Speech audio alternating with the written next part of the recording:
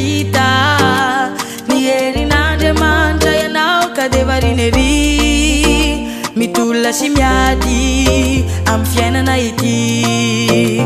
miasa mafy mandrobaka ny hita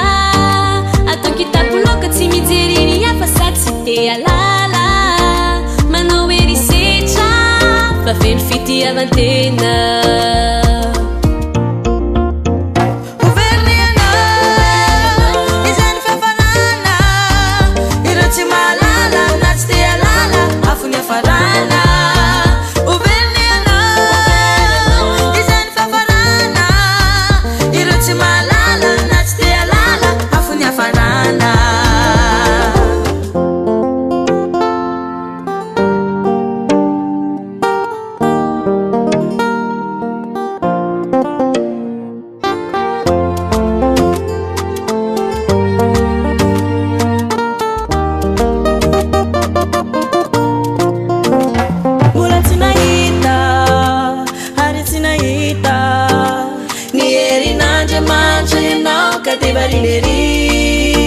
mitolona sy miady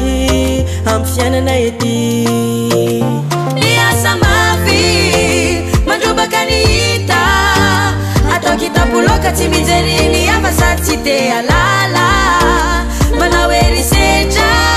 fa feno fitiavantena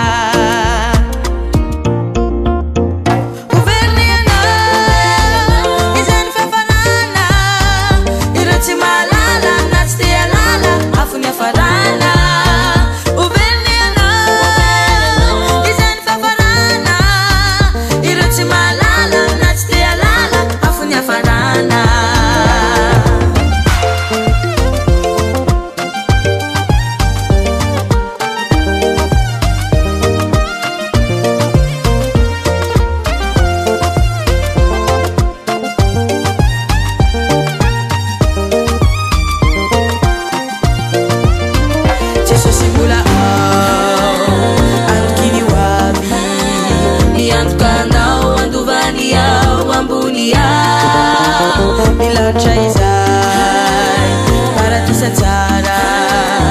io no fiafarana izay tena tsara any an-danitra Jesosy mbola antokiny ho avy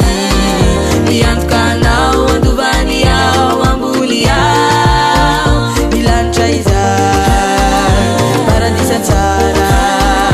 io no fiafarana izay tena tsara any an-danitra